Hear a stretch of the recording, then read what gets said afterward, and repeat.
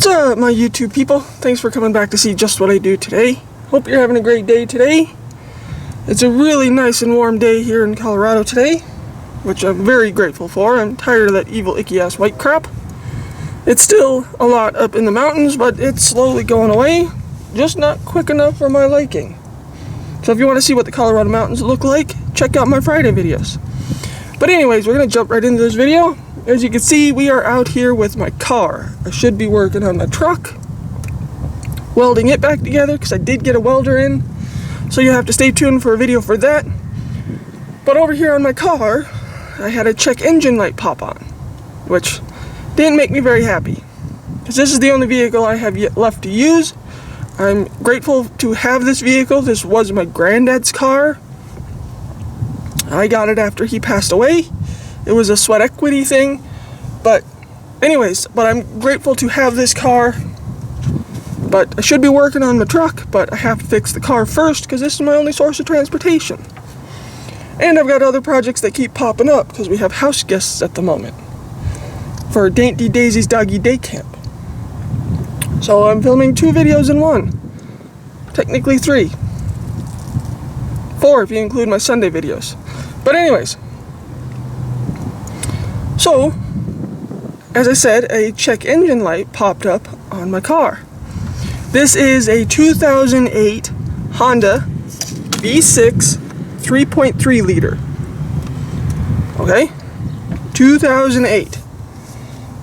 V6 3.3 liter. Yes, that does make a difference for this stupid little part. Now, I don't have an OBD reader, so I took it to O'Reilly's. He put it on the scanner for me. And this is the code he came up with. P0037. It's an O2 HO2S heater control circuit. This is bank 1, sensor 2. Now, that gets a little confusing right there. On 2008 Honda V6s, 3.3 liters, there are 2 banks. One here, one here. Now, that's what the banks mean. This is 1. 1 is always closest to the firewall. This is 2. Now, bank 1 means cylinder 1. So it goes 1, 2, 3, 4, 5, 6. If I've got that right. If I don't have that right, let me know down in the comments. Because I'm not a licensed mechanic. I'm just a dumb DIYer trying to save a buck trying to fix it myself. So, if you do this wrong, if you watch my video and you do this wrong, it is not my fault. It is not on me. Because I am not a licensed mechanic.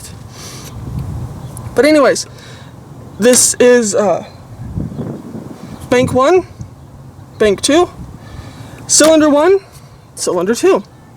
That's what bank 1 and bank 2 means. Wouldn't be a video if my phone didn't go off and that bee just hit me in the face.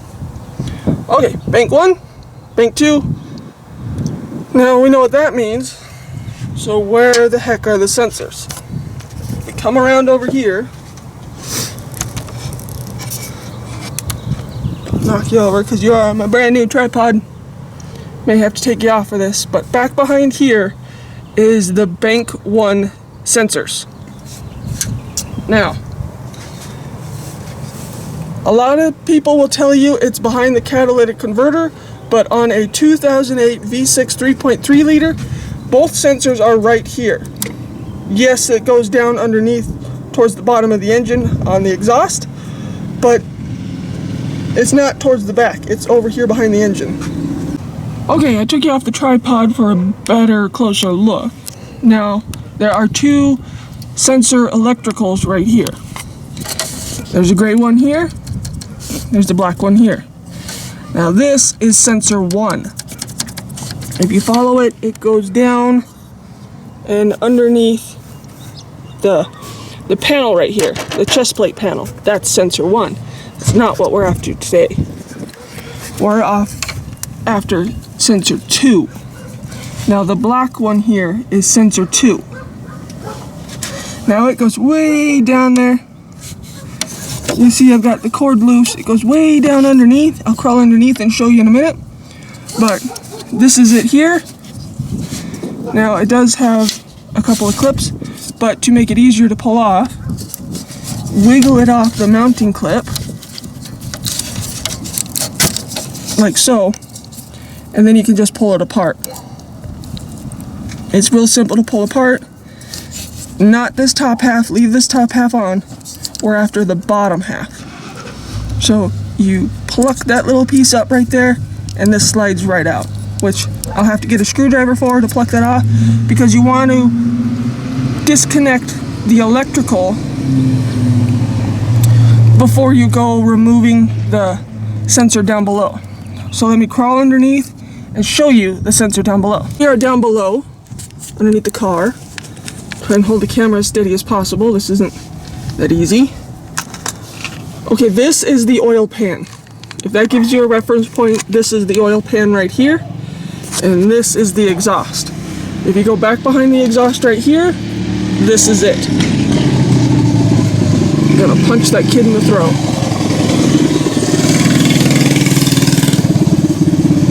So, that's annoying. This is the sensor we're after right now. How do we make sure that it's that? Because I disconnected the line up above. Not the electrical part, just the wire. Because there's little clips that you gotta slide it out of. Really simple to slide out of. But that's how we know it's this one, is it's loose. So, I don't have one of them newfangled gadgets, sockets to do sensors, because that's what this is. This is a sensor right here. So I'm just going to use a crescent wrench. I'm going to use a crescent wrench on this after I disconnect the electrical from up above, because then you don't have to worry about ruining wires and twisting until one pops out and you have a whole nother problem. So you want to make sure your electrical is disconnected first. So I'm going to go up top and do that real quick, and then I'll come down here and remove it, and I will show you how dirty it is. Okay, I'm going to try and show you how to remove this clip. Now, as I said before, you're going to need a flat-headed screwdriver. Lift up this, move my phone, lift up this little black clip right here, and just don't just yank, because you'll have other problems if you ruin this up here. Just trying to figure out how to get around my tripod. Stick it in between here and just twist the screwdriver a little bit, and you'll see it start to come free, and then just sort of wiggle it, and that piece comes off. That piece is just the mounting bracket down back behind, but we still got to get this part off.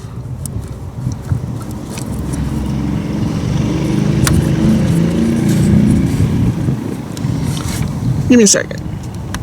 Okay, I figured it out. Trial and error, and it turns out to be something stupidly simple. We got that back piece off, which was... This is all... Hold on, let me look here. Look on the new one. All this does is hold this... Sorry. All this does is hold this to the bracket on the side of the engine. So, I just pulled that off. Didn't really need to come off, but... Oh well. But the way to unclip this electrical harness, stick your screwdriver in this gray piece, wiggle it up. It's stupidly simple. I've been out here for like a couple minutes now trying to figure it out, and I finally figured it out. Made me feel stupid once I figured it out. Pull this gray piece forward, push down on this little button, and voila! There's your electrical. That's how to disconnect the electrical. Now we're just going to drop that down below. I'm going to go underneath. Now, as I said before, I don't have one of those newfangled O2 sensor puller outer socket things, so I'm just going to use this crescent wrench. We dropped the electrical down below already, so we don't need to worry about ruining it, because you don't want to twist and twist and twist and have this just rip off up here. That's a whole nother problem. So I'm going to go down below and pull that old sensor. I'll show you the difference between the two, and then I will just do everything in reverse and see you at the end. Okay, if you're coming from the front of the car, like I am, you'll take your crescent wrench, it works just fine. You'll put it on it, and you'll pull towards you, not away from you, to get it off. I've already done that. Yes, it was a little stuck, but give it a good yank and it comes right off. And you just keep twisting. And there we go. So let's go up top and see the difference between a new and an old. Okay, here is the old one. Doesn't look too bad, but what the heck does these sensors do? This sensor sends a signal to the computer. Now on the newer models, there's a hell of a lot more computers than the older models. That's why I like the older models. Less crap to go wrong. But sends information to the computer on how to adjust your exhaust for eco-friendliness or whatever you want to call it. If I've got that wrong, let me know down in the comments. But this is the old one. I'll show you the new one real quick. The new ones come with little Dorca caps on them, like so. That's a new one, nice and shiny. Hang on a second.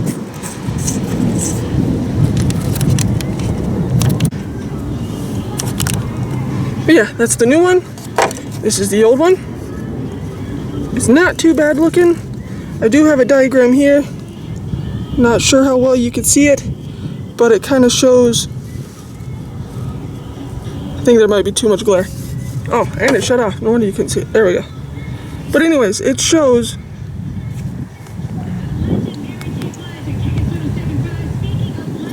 the different types. Not sure if you can see it. I can't really see the screen of my camera. The different types of what your oxygen sensor might look like. Like this is a brand new one. This one shows what it would look like if it was oil fouled, if you had an oil leak. And this one shows just carbon fouled sensor. Hi. Got little birdies jumping around me. And this is just normal wear and tear. Now, as far as I could tell, it's a little bit normal wear and tear because it doesn't look oil covered. There is a bit of carbon on it, but it doesn't look half bad. So I'm going to put this one in the same exact way I removed that one, and hopefully this takes care of the problem. So let me put this in, and I'll be back, and we'll close out this video. Just put it in the same exact way you did it before. Drop it from up above. Oh, and the biggest thing is make sure you get the right one. A lot of the ones come really short. Make sure you get the longer one. That does make a heck of a difference. So I'm going to drop this from up above, hook this. Well, I'm not going to hook it on anything because I don't need it to spin out, but I'm going to put this in first, then connect the electrical, and then we'll close out this video. So let me do that real quick and I'll be right back. One of the ways that you can tell that your O2 sensor has gone out on you is your idle will be oddly high. When you're sitting in the park, it'll be higher than normal. That's one of the ways you can tell that your O2 sensor has gone out. And also you might smell like a rotten egg smell. And your gas mileage might go crappy on you. But those are some of the signs that it's an O2 sensor. But the last thing to do is, that most people forget to do, is to reset the computer. Because when you hop in, the check engine light's still going to be on. So you need to reset the computer to do that. And the easiest way to do that without an OBD machine is disconnect the battery. I can just do this with the crescent wrench I used down below. Yeah, all you need to do is loosen your connect. I don't know if this will let me. Nope. I have to go get the proper wrench. Be right back. As you can see, I got that off. That resets the computer, so now all I need to do is put that back on. Tighten that nut back down, and that should reset the computer. Let me go check. But as you can see, I should have showed you before where it was, but the check engine light is off now. No check engine light, only brake light. So that means we reset it, we fixed the problem. So that's how to fix that P0037, I believe it was. A Bank 1 Sensor 2. It's really simple. Probably took me about, well, without filming, it probably would have taken me 15-20 minutes. But with filming, it took me about a half an hour. But that's gonna call it for today's video. Let me know what you thought of this video down in the comments below. Thanks for watching. And if you screwed up your vehicle, that's on you, that's not on me, because I am not a licensed mechanic. I'm just trying to save a buck. So, I'm going to end this video. Yes, I do have animals on my dashboard. And an angry bird. So, I need to put my sheet back up. My sheet usually sits right there. He fell over. But anyways, gotta put those back on. So that's how to fix that code. Don't forget to reset the computer. Everybody always forgets to do that, and then they wonder why the check engine light's still on. If you have an OBD machine, you can just do it with that. But if you don't, just disconnect your battery, wait a couple minutes, put it back together, and there you go. As you can see, the check engine light still isn't on, so I must have fixed the problem. So I'm gonna stop rattling. Hope you liked this video. Whack the like button, subscribe, leave a comment down below if you have any questions or thoughts or whatever about, you know, whatever. Don't forget to check out my Friday videos. They're of the Colorado mountains. My Tuesday videos are a little bit of just what I do every day. You never know what you're gonna get on Tuesdays. You might get cooking, animals, car stuff, who knows? That's why it's a little bit of just what I do every day. So thanks for watching. Whack the like button, subscribe, and I'll catch y'all later, people. Bye. Thanks for watching.